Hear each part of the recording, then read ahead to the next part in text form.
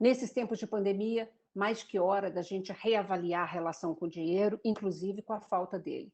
Muitas pessoas endividadas sem saber como sair dessa condição. Por isso, meu convidado de hoje é um economista especialista nesse assunto, o Dr. Francisco Rodrigues. Francisco Rodrigues, além de economista, é educador financeiro, coach financeiro, consultor, palestrante e especialista em saúde financeira. Muito bem-vindo, viu, Francisco? Obrigado pelo convite e é um prazer enorme estar com todos para compartilhar esse assunto que é relevante nesse momento de crise que estamos passando. Então, Francisco, em geral, com a sua experiência, quais os principais tipos de dívidas atualmente? As dívidas atuais que as pessoas têm, na maioria dos casos, são cartão de crédito, cheque especial, consignados e, às vezes, empréstimos pessoais. Junto com isso também, entre aí os tipos de endividados que podemos, com certeza, passar para o nosso público. Quais são esses tipos de endividados? Já aproveita e nos explica. Vamos lá. Os tipos de endividados. Nós temos aí o consciente, que são aquelas pessoas que fazem dívidas com a intenção de não pagar. Tem os inconscientes, que são aqueles que fazem dívidas, têm a intenção de pagar, quer pagar as dívidas, mas por não ter feito um bom planejamento, quando chega na data, não consegue honrar os compromissos. O outro tipo que nós temos aí é o que a gente chama de endividados neuróticos. São aquelas pessoas que ficam na dúvida se compra, se não compra, se é importante, se não é, não conseguem diferenciar desejo de necessidade, terminam comprando e não conseguem pagar também. E o outro tipo é o que a gente chama de endividado passivo, que são aquelas pessoas que têm contas para pagar, que não foram elas que provocaram. Então, às vezes, foi uma pessoa da família que ficou desempregado, alguém ficou doente, às vezes teve que comprar um remédio de última hora, teve que fazer uma cirurgia emergencial. Então, o endividamento passivo ele tem aumentado muito nesse momento de crise.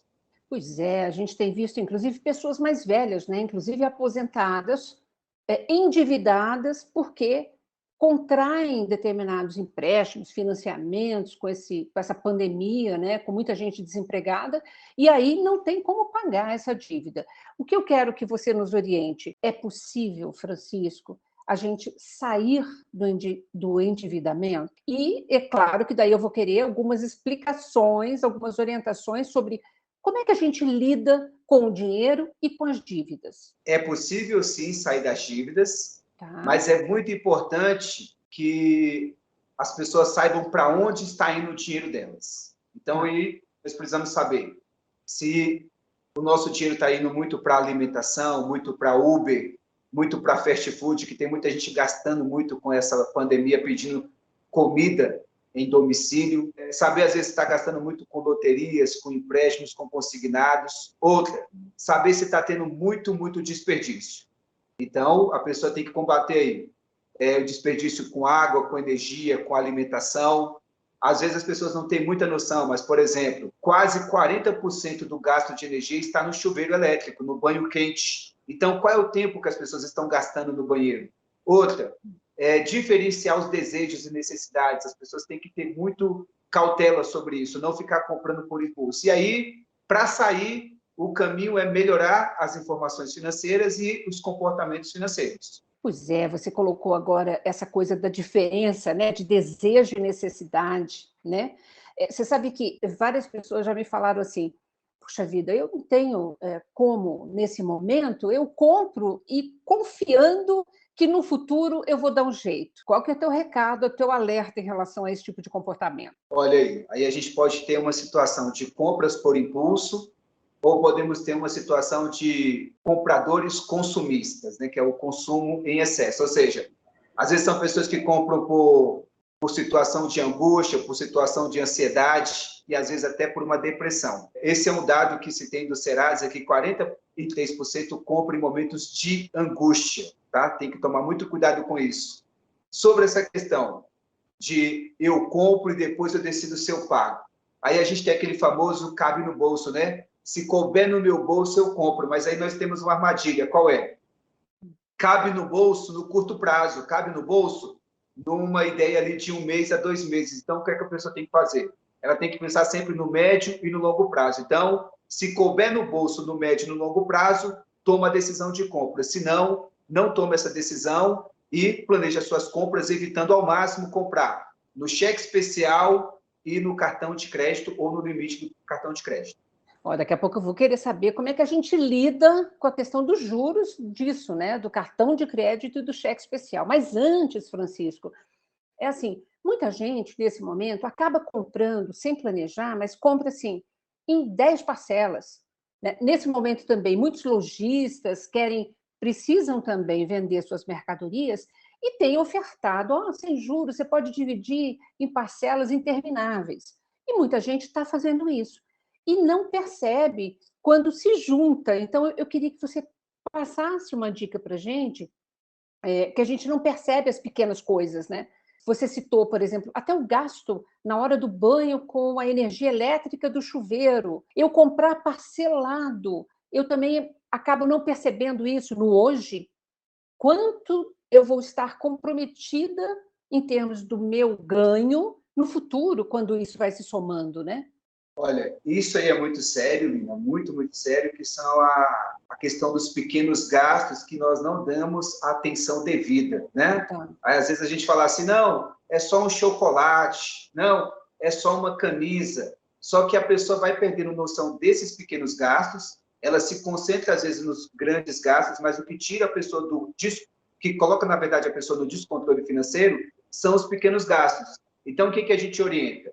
O que a gente orienta é que a pessoa faça um diagnóstico financeiro. O que é isso? Que ela pegue e faça uma planilha ou uma tabela, colocando os setores que ela gasta ao longo do mês. Então, a gente colocou aqui, por exemplo, guloseimas, né, que é o caso dos doces. Então, anotar tudo que está gastando com doce, tudo que está gastando com vestuário. E aí, no final do mês, vai pegar o percentual de cada coluna dessa e comparar, por exemplo, com o salário líquido, não é com o salário bruto, tá bom? Então, aí o que vai ter? Às vezes está gastando 10% com lanchonete, está gastando 20% com vestuário. Então, tem que se tomar cuidado com isso, por quê? Porque, no máximo, a pessoa tem que comprometer 30% da renda dela com dívidas. Então, às vezes, ela tem o quê? Casa para pagar, aluguel para pagar, financiamento de casa ou de carro, água, luz, às vezes está pagando educação. Então, a pessoa tem que saber o percentual de cada item que ela gasta na sua vida em comparação à sua receita líquida. Se ela não tiver essa noção, ela está descontrolada financeiramente. Esses 30% que você acabou de citar, de dívida, inclui a prestação da casa própria ou o aluguel, ou são outras dívidas? Inclui moradia, no caso, ou financiamento, tá? Ou aluguel, ou, nesse caso, inclui também pagamento de carros. Então, se a gente juntar, por exemplo, compra em lojas de varejo, por exemplo, compra de roupas ou de eletrodomésticos, tudo isso está dentro desses 30%. Então, se é dívida, tem que estar no máximo 30%, porque senão, na maioria dos casos, as pessoas não vão conseguir, dentro dos 70%, honrar os outros compromissos. Por exemplo, alimentação, água, luz, educação, remédios, plano de saúde. Então, é muito importante concentrar tudo em 30%. Não, e qualquer emergência também que surja, né, Francisco? Qualquer emergência. Aí já entra outro detalhe, né? Eu tenho 30% do meu salário com dívidas, essa seria a ideia, e o recomendado, na prática, eu coloquei aqui 70%, mas o recomendado seria gastar ali no máximo, vamos colocar ali 60% a 65% para os compromissos da vida e poupar ali entre 5% a 10% ao longo da vida. Tem algumas pesquisas americanas que dizem que se você poupar 7% ao longo da sua vida, você nunca vai ter problema de ordem financeira. Gostei dessa dica. A gente não costuma poupar, né? Principalmente quando a gente pensa que a gente está vivendo por muito mais tempo, né? Corretamente. Quando é que a gente, com tanta falta de dinheiro que está todo mundo enfrentando, vale a pena a gente poupar, mesmo que seja um pouquinho todo mês? Porque tem gente que faz essa pergunta. Ah, não, só quando eu tiver uma folga maior é que eu vou começar a reservar alguma poupança.